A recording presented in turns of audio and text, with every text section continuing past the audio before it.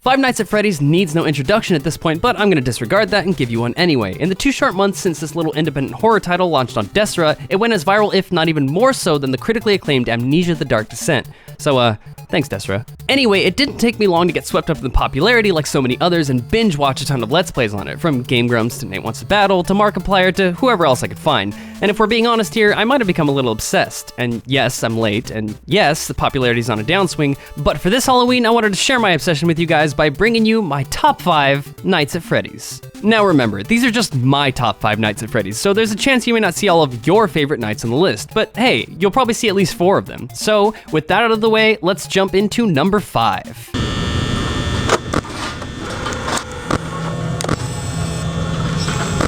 Starting off this list at the very bottom is night number 1. These are the very first moments of the game that anybody playing it experiences, and as such, this one really sets the tone for the following 4 nights. The brunt of the exposition takes place on night 1 during a phone call from the previous security guard that goes from slightly awkward to pretty unsettling very quickly. You're essentially told that Freddy and his animatronic pals roam around the place at night, and if they see you, they'll try and smash your face into a Freddy costume.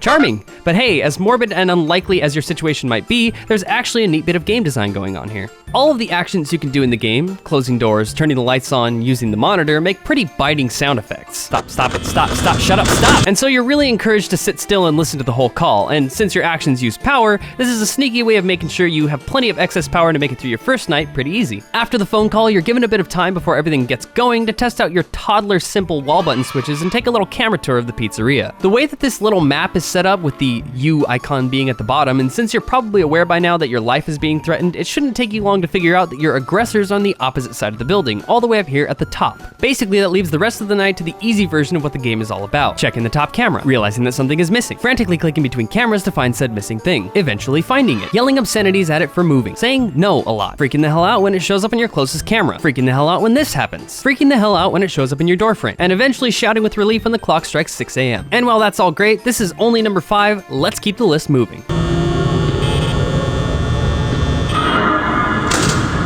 Coming in at number 4 is Night 2. This one is like an advanced tutorial level, in a sense. The phone call guy shows up again and this time fills you in on some really important stuff to know, now that you've gotten the hang of the gameplay. The first thing he does is let you know that the animatronics become more active as the week progresses, the way of saying every night is more difficult than the last, and even goes so far as to tell you to check your cameras while he's talking, just in case. Chances are, and this is one of the first times this sentence has ever been said with a serious face, Bonnie the Bunny and Chica the Chicken have already started their advance on the security room. This is the first night that they could move before 1 a.m., where before they were locked from moving until after that.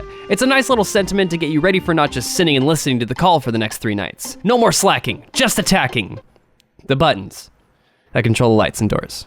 Or whatever. Another important thing he fills you in on is the existence of Foxy the Pirate Fox over in Pirate Cove, the screen with the curtains. Without just telling it to you straight, he says keep an eye on the camera because Foxy gets a little cheeky when he's not being monitored, giving you the hint to check back every now and then, because apparently the fact that he's a giant robotic fox pirate isn't reason enough on its own. And finally, he tells you that, interestingly enough, Freddy doesn't tend to leave the stage very much and is only really active in the dark. If that's not some solid foreshadowing and a proper setup for some powerful fear, I don't know what is. This night is really notable just for how much the phone guy fills you in on, and he really steals the show, and that's why this night is number 4 on my list.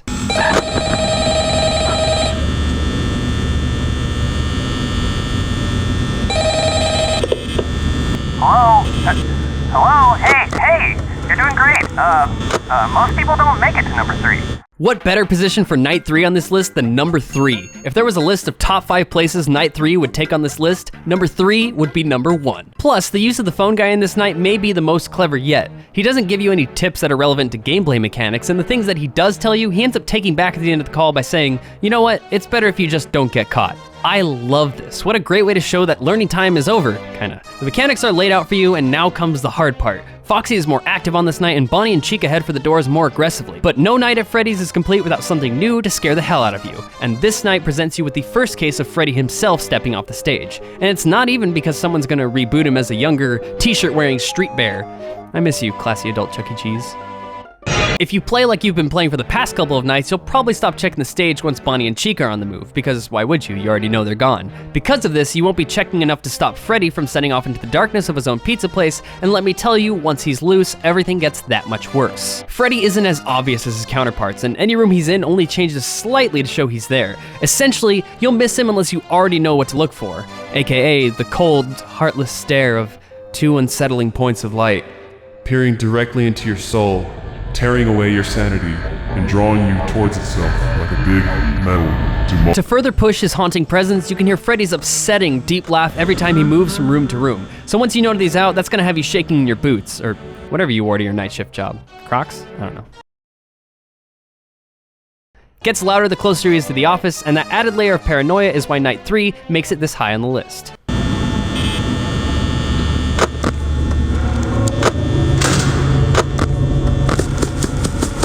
Night 4. You knew this one would get the number 2 spot, and it totally deserves it. The reason this night scored so high on this list is how it cranks up the atmosphere to 11. The phone guy makes his final appearance on this night, and it's the creepiest one yet.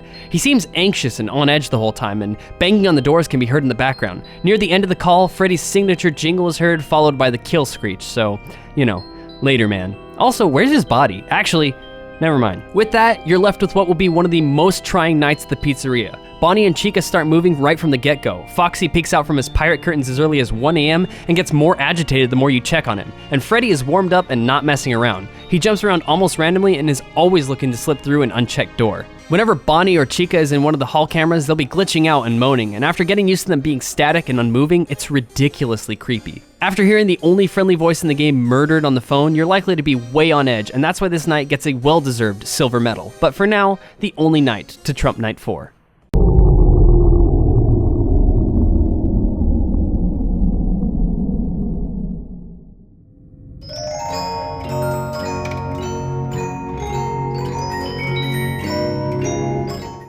This is truly the night deserving of the number 1 spot. Night 5 is the toughest challenge in the main game, and there's no messing around here. The phone rings like usual, but since Phone Guy is no longer around, the only thing that plays is a garbled, deep, demonic-sounding mess that ends with the death screech heard from the animatronics. Neat.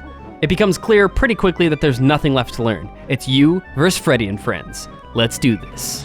This is the home stretch. There's only a few short hours of surviving left before you get to clock off and get that sweet, sweet check for 120 well-earned dollars. Everybody is more aggressive on Night 5. Bonnie and Chica are out for blood immediately, and Freddy isn't far behind. It's a wonderful, horrible mess of paranoia that I would compare to the frantic rush of the later stages in Nazi Zombies mode from Call of Duty World at War, but by yourself. And yes, I see that as a positive thing. I mean, come on, like it or not, that game mode is pretty well designed as far as micromanagement and controlling the windows that zombies can sneak in through. The longer you go, the more likely you are to forget about something, and well, that would spell later, man. Night 5 is something like doing that while being unable to move. If you make a mistake, you're just stuck there, unable to run, unable to save yourself, and back to 12 a.m. you go to try again. Maybe damn tough, but it creates this cool mix of determination and fear, which loops back into feeling that determination, and that's a pretty powerful thing.